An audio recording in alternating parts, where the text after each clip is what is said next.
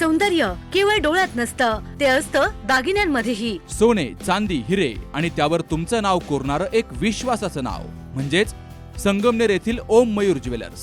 पिढ्यानपिढ्यांचा वारसा असलेले दागिने आधुनिक डिझाईन सोबत आता तुमच्या जवळ. लग्नकार्य असो, सण असो वा खास क्षण, ओम मयूर ज्वेलर्स मध्ये मिळेल प्रत्येक प्रसंगासाठी खास दागिने, खास तुमच्यासाठी. ओम मयूर ज्वेलर्स म्हणजे तुमच्या सौंदर्याचा हक्काचा दागिना. सुवर्ण बस्त्यासाठी आता कशाला नाशिक पुणे, संगमनेर मध्येच आहे आता नवनवीन दागिने. आजच भेट द्या ओम मयूर ज्वेलर्स, अशोक चौक, संगमनेर, जिल्हा अहिल्यानगर. संपर्क 9372 012 044. महामानव बाबासाहेब आंबेडकर यांनी भारतातील दलित वर्गासाठी खूप काम केलं. त्यांच्या जीवनाचा उद्धार केला. त्यांनी केलेल्या कार्याची जाण ठेवत त्यांना आदरांजली वाहण्यासाठी दरवर्षी हजारो अनुयायी आपला माथा डॉक्टर बाबासाहेब आंबेडकर यांच्या चरणी टेकवतात. संगमनेरमध्ये माजी मंत्री लोकनेते बाळासाहेब थोरात, माजी आमदार डॉक्टर सुधीर तांबे, आमदार सत्यजित तांबे, नगराध्यक्षा मैथिलीताई तांबे, माजी नगराध्यक्षा दुर्गाताई तांबे यांनी महामानवाला अभिवादन केलंय.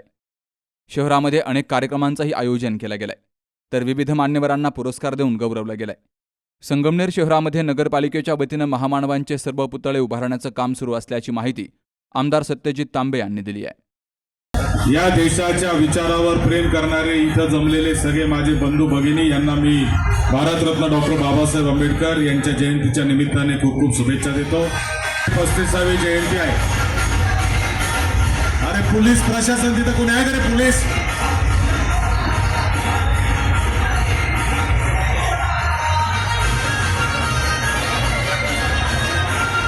पोलीस काय झोपा काढतायत का?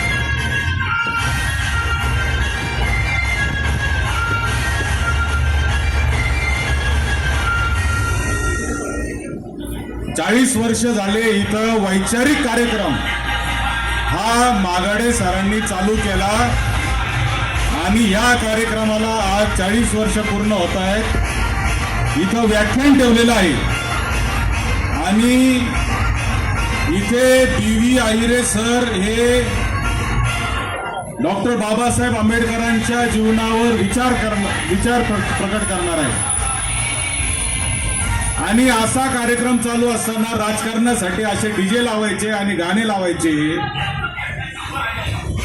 आणि बाबासाहेबांचे गाणे सोडून भलतेच गाणे लावायचे. कुठं कोणते गाणे लाव याचंही भान नसलेल्या लोकांनी जागा दाखवलेली आहे, परंतु तरी त्यांना आता शुद्ध यायला तयार नाही, ही वस्तुस्थिती आहे. आणि म्हणून तिथं जर पोलीस कोणी असेल तर तो डीजे तातडीने बंद करा. जोपर्यंत हा कार्यक्रम होत नाही तोपर्यंत डीजे चालू देऊ नका. त्याच्यानंतर तुम्हाला काय डीजे चालवायचा तो चालवा. इथं जे व्याख्यान होणार आहे ते व्याख्यान झाल्यानंतर तुम्हाला काय डीजे चालवायचा तो चालवा.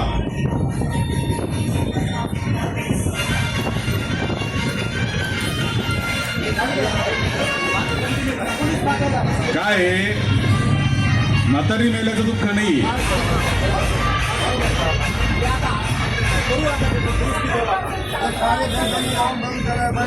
आणि हा कार्यक्रम 40 वर्ष करतायत. हे 40 वर्षापूर्वी कोण होते कुठं? त्यामुळं मी अधिक काय बोलणार नाही, कारण व्याख्यात्यांचं व्याख्यान ऐकायचंय. मी तुम्हाला एकच गोष्ट सांगतो की आमचा परिवार हा परमपूज्य भारतरत्न डॉक्टर बाबासाहेब आंबेडकरांच्या विचारावर काम करणारा परिवार आहे. आजपर्यंत आणि इथून पुढच्या काळात कायम बाबासाहेबांच्या विचारावरच काम करण्याचा निर्धार हा आमचा आहे आणि त्याच्यापासून किंचितही आमचा परिवार कुठेही हलणार नाही. मी 14 एप्रिल 2024-25ला या ठिकाणी आलो होतो. शशी मागाडे सर, गौतम गायकवाड, आपण सगळ्यांनी मागणी केली होती की बाबासाहेबांचा या ठिकाणी पूर्णाकृती पुतळा आपल्याला बसवायचा आहे आणि म्हणून 14 फेब्रुवारी 2025ला ते आपण इथं शब्द दिला. 14 फेब्रुवारी 2026ला आजच्याच दैनिक लोकमतमध्ये या स्मारकाचं निवेदन देखील प्रकाशित झालेले आहे. आजच्याच लोकमतमध्ये टेंडर आलेलं आहे आणि परमपूज्य डॉक्टर बाबासाहेब आंबेडकरांचं यथोचित स्मारक, छत्रपती शिवाजी महाराजांचं बस स्थानकावर अश्वारूढ पुतळा आणि जुन्या शिवाजी महाराजांच्या पुतळ्याच्या जागी शहीद स्मारक, असं ह्या परिसरामध्ये आपण एक डेव्हलपमेंट नगरपालिकेच्या वतीने करतोय. त्याचं चित्र देखील आपल्याला या ठिकाणी लावलेलं आहे. महात्मा ज्योतिबा फुले आणि सावित्रीबाई फुलेंचं माळीवाड्यामध्ये आहे. त्यांचं देखील त्या ठिकाणी स्मारकाचं आपण केले. नगरपालिकेची निवडणूक झाल्यानंतर पहिल्याच बैठकीत या सगळ्या महापुरुषांच्या स्मारकासाठी आपण निर्णय घेतला. ही जी जागा तिथं पडकी खोली जी तुम्हाला दिसती आहे तो जुना चेक नाका आहे. ती जागा देखील आपण या स्मारकाला अटॅच करतो आहे, स्मारक मोठं करतो आहे आणि तिथे संविधान भिंत आपण बांधतो आहे. त्या संविधान भिंतेच्या पार्श्वभूमीवर बाबासाहेबांचा त्या ठिकाणी पूर्णाकृती पुतळा असणार आहे. आणि म्हणून इथून जाणाऱ्या येणाऱ्या प्रत्येकाला छत्रपती शिवाजी महाराजांचे विचार असतील, परमपूज्य डॉक्टर बाबासाहेब आंबेडकरांचे विचार असतील आणि इथं 100 फुटी तिरंगा झेंडा उभा करून या देशाचे विचार असतील, असे सगळे विचार इथून येणाऱ्या जाणाऱ्या प्रत्येक माणसाला इथं प्रेरणा देतील अशा पद्धतीचा विचार आपण या निमित्ताने केलेला आहे. आणि म्हणून मी अधिकचं जास्त काही बोलणार नाही, परंतु आपल्याला एवढंच सांगेल की या देशाला आणि या देशाला तर लांब राहू द्या, देशाची चर्चा नंतर करू, या गावाला डॉक्टर बाबासाहेब आंबेडकरांच्या विचाराची गरज आज जास्त निर्माण झालेली ही वस्तुस्थिती आहे. आणि देशाच्या गप्पा मारण्यापेक्षा आणि जगाच्या गप्पा मारण्यापेक्षा आपल्या घरापासून आपण डॉक्टर बाबासाहेब आंबेडकरांचा विचार कसा अंमलात आणतो हिचा पहिला चर्चा आपण खऱ्या अर्थाने केली पाहिजे. आपल्या घरात जर बाबासाहेब आले तर देशात आणि जगात आपोआप येणार आहे.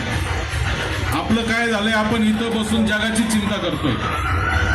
त्यामुळं आपण आपल्यापासून सुरुवात करावी आणि परमपूज्य भारतरत्न डॉक्टर बाबासाहेब आंबेडकरांचे विचार आपण प्रत्येकाने आचरणात आणावे अशी मला आपल्याला या निमित्ताने विनंती करायची आहे. आपण सगळेजण इथं दरवर्षी येतात, दरवर्षी इथं लोक येणाऱ्यांची एक वेगळा वर्ग आहे. आंबेडकरी चळवळीमधले लोक इथं येतात म्हणजे येतात, ते इथं विचार ऐकतात. आज त्या निमित्ताने इथे आमचे कसं पाहिलं तर आजोबाच लागणारे भास्करराव बागुल यांना जीवन गौरव पुरस्कार आपण दिलेला आहे. त्याचबरोबर अनिकेत घुले सारख्या युवक कार्यकर्त्याला देखील आपण समाज पुरस्कार या ठिकाणी दिलेला आहे. मला सांगितलं पाहिजे की आमची जडणघडण जी आहे ती इथं माणिकराव यादव बसलेले आहेत. हे माणिकराव यादव म्हणजे बाळासाहेब थोरातांचे बांधभाऊ आहेत. म्हणजे मला जेव्हा कळायला लागलं तेव्हा कळालं की हा आपला काही सख्खा मामा नाही, नाहीतर लहानपणापासून माणिकराव यादव हा आमचा मामाच आहे. कोणत्याही सुट्टीला गेलं तर माणिकरावच्याच घरी आम्ही जाणार, अशा पद्धतीचे आमचे संबंध आहेत. बाळासाहेब गायकवाड आता आज आपल्या इथं कार्यक्रमाला आले नाही, पण मी मागे पण एकदा किस्सा सांगितला होता की रामदास आठवले मला एकदा एका विमानतळावर भेटले आणि रामदास आठवलेंना मी सांगितलं की आठवले साहेब मी संगमनेरचा आहे. ते म्हणले बरं कुठला आहे? म्हणलं संगमनेरचा आहे साहेब. म्हणले कोण? म्हणलं बाळासाहेबांचा भाचा आहे. ते म्हणजे कोणते बाळासाहेब? म्हणलं बाळासाहेब गायकवाड. त्यांनी माझ्याकडे खालून वर पाहिलं, म्हणजे हा कोणत्याच अंगारंगाने कुठंच बाळासाहेबाचा भाचा वाटत नाही. मग मी त्यांना सांगितलं की बाळासाहेब गायकवाड जे आहेत ते आमचे मामा आहेत. मी बाळासाहेब थोरातांचा भाचा जरी असलो तरी आम्हाला लहानपणापासून हे सगळे अवतीभोवती आमचे जे लोक होते ते आमचे मामा होते आणि त्याच पद्धतीने आमची जडणघडण झालेली आहे. अशा संस्कृतीतून वर आलेलो आम्ही सगळे लोक असल्यामुळे मला तुम्हाला एवढंच सांगायचंय का ही संस्कृती जपणं हे आपलं तुमचं आमचं सगळ्यांचं काम आहे. ही संस्कृती पुढे घेऊन जाणं तुमचं आमचं सगळ्यांचं काम आहे. आणि म्हणून पुन्हा एकदा परमपूज्य डॉक्टर बाबासाहेब आंबेडकर यांच्या जयंतीच्या निमित्ताने आपल्या सगळ्यांना शुभेच्छा देतो, बाबासाहेबांना अभिवादन करतो. दुर्दैवाने आपली परिस्थिती अलीकडच्या कालखंडात दिसते आहे. तर या व्यक्तिमत्वाची जयंती साजरी करण्याच्या करता म्हणून त्यावेळेस अभिवादन आपण करतो. त्यामध्ये हे पाहिलं पाहिजे की आपला आजच्यापर्यंतची वाटचाल आहे यामध्ये ज्यांचा मोलाचा वाटा आहे त्यामध्ये भारतरत्न डॉक्टर बाबासाहेब आंबेडकरांचा उल्लेख आपल्या सगळ्यांना करावाच लागणार आहे. देश चालतो आहे, समाज चालतो आहे, निवडणुका होत आहेत, आपण पदाधिकारी होतो, मोठे होतो. तुम्ही कोणत्या एका समाजाचे नसतात, तुम्ही भारत देशाचे असतात, जनतेचे असतात पदाधिकारी झाल्यानंतर. हे आपण लक्षात घेतलं पाहिजे कारण आपल्या राज्यघटनेनं तसं सांगितलेलं आहे, राज्यघटनेच्या प्रियंबलनी तसं सांगितलं हे लक्षात घ्या. भारतरत्न डॉक्टर बाबासाहेब आंबेडकरांचं जीवन हे अत्यंत प्रेरणादायी आहे, मार्गदर्शक आहे आणि अनंत कालापर्यंत ते मार्गदर्शक ठरणार आहे. की ज्यांच्या कठीण परिस्थितीमध्ये ज्यांचं शिक्षणाची सुरुवात झाली, परंतु त्यांची विद्वत्ता आणि हे सगळं पाहिल्यानंतर दोन विभूतींचा उल्लेख आपल्याला येथे करावा लागेल की बडोद्याचे संस्थानिक राजे सयाजीराव गायकवाड यांचा आणि त्याचप्रमाणे शाहू महाराजांचा, की त्यांनी त्यांना शिक्षणाकरता परदेशामध्ये जाण्याकरता त्यांनी ओळखलं का हा हिरा आहे, झाकलं माणिक आहे, त्यांना कुठेतरी पैलू पाडण्याकरता म्हणून या दोघांनी खूप मदत केली. त्यांचे सुद्धा आभार मानले पाहिजे, समाजाने आभार मानले पाहिजे. आणि म्हणून बाबासाहेब आपल्यापुढे उभं राहू शकले. बाबासाहेब एक व्यक्तिमत्व केवळ कायदेतज्ञ म्हणून दिसत नाही, ते इतिहासकार म्हणून दिसत आहेत, समाजतज्ञ दिसत आहेत. एवढंच नाही तर सामाजिक चळवळीमध्ये ज्या पद्धतीनं भाग त्यांनी घेतला आणि संपूर्णपणे जे पद्धतीत असतील त्या पद्धतीचं जीवन मोठं सुंदर करण्याचा प्रयत्न त्यांनी केला. कामगारांचं कायदे असतील, शेतकऱ्यांकरता त्यांनी मांडलेले विचार असतील, सगळे विचार जेव्हा आपण एकत्र करतो त्यावेळेस लक्षात येतं की हे किती उंचीचं व्यक्तिमत्व आपल्या या भूमीमध्ये होऊन गेलेलं आहे, ज्यांचा आपल्या सगळ्यांना निश्चितपणे अभिमान वाटला पाहिजे. जगामध्ये ज्या चळवळी होतात, ज्या पद्धतीच्या चळवळी होतात, ज्यांच्यावर अन्याय होतो त्यांच्या चळवळी होतात, त्या चळवळी दोन नावं प्रामुख्यानं आजही घेतले जातात. त्यामध्ये महात्मा गांधी यांचं नाव आणि भारतरत्न डॉक्टर बाबासाहेब आंबेडकरांचं नाव. मी मुद्दाम इथे उल्लेख करीन की मार्टिन लुथर किंग ज्युनियर अमेरिकेमध्ये आपल्याला तर 50 साली राज्यघटना स्वीकारली, 52 साली सगळ्यांनी मतदान केलं. गरीब श्रीमंत फरक नव्हता, स्त्री पुरुष फरक नव्हता, सगळ्यांना मताचा अधिकार या राज्यघटनेनं दिला. परंतु अमेरिकेमध्ये त्यावेळेसच आणि तेवढंच नाही, 1968 सालापर्यंत काळ्या लोकांना मताचा अधिकार नव्हता, म्हणजे निग्रोंना मताचा अधिकार नव्हता, स्त्रियांना मताचा अधिकार नव्हता. त्यामध्ये एक तरुण पुढे आला, मार्टिन लुथर किंग ज्युनियर, आणि त्यांनी जी चळवळ सुरू केली त्या तरुणानं खरं त्याचं कौतुक केलं पाहिजे. इतका मोठा संघर्ष त्यांनी केला आणि त्या संघर्षामध्ये ते दोन नावं कायम त्यांनी घेतले. ते महात्मा गांधींपासून घेतलेली स्फूर्ती आणि आंदोलनाची त्यांनी घेतलेली दिशा, विचार भारतरत्न डॉक्टर बाबासाहेब आंबेडकरांचे, की जो शोषित आहे त्याच्या पाठीशी उभं राहण्याचे, आणि त्याच्यातून यश त्यांना आलं. दुर्दैवानं महात्मा गांधींना त्यांचा मृत्यू जसा महात्मा गांधी झाला तसाच मार्टिन लुथर किंग ज्युनियर याचा सुद्धा मृत्यू झाला. वय होतं 39 वर्ष. 34व्या वर्षी नोबेल पारितोषिक शांततेचा घेणारा हा तरुण स्फूर्ती कोणापासून घेतो? महात्मा गांधींपासून आणि भारतरत्न डॉक्टर बाबासाहेब आंबेडकरांपासून. ज्यावेळेस अशा चळवळी अमेरिकेतल्या चळवळीमध्ये जर आपल्या या विभूतींचं, या महामानवांचं नाव घेतलं जात असेल, तेव्हा आपण आता त्यांना छोटं करायचा प्रयत्न करतोय, मोठं करण्याचा प्रयत्न. सगळ्यांनी सामील झालं पाहिजे, सगळ्यांनी मानवंदना केली पाहिजे. असा हा आजचा दिवस आहे असं म्हणलं तर वावगं ठरत नाही. नेल्सन मंडेला हे सुद्धा ते एक उदाहरण आहे. 27 वर्ष जेलमध्ये राहिले दक्षिण आफ्रिकेमध्ये. त्यांच्या वाचनामध्ये आले महात्मा गांधी आणि भारतरत्न डॉक्टर बाबासाहेब आंबेडकर, आणि बाहेर येत असताना त्या चळवळी तुरुंगातून त्यांनी केल्या. 27 वर्षाचं बाहेर आल्यानंतर ते अध्यक्ष बनले दक्षिण आफ्रिकेचे. नाव मात्र महात्मा गांधींचं आणि भारतरत्न डॉक्टर बाबासाहेब आंबेडकरांचं घेतलं. हे वैशिष्ट्य आपलं आहे. घटनेच्या बरहुकूम आपली सत्ता राबवली जाते आहे की नाही विचार केला पाहिजे आणि राज्यघटनेच्या बाजूने उभं राहिलं पाहिजे. इथं न्यायालयीन व्यवस्था आहे. आपण विचार केला पाहिजे की न्यायालयीन व्यवस्था स्वायत्त आहे की स्वायत्त आहे की नाही.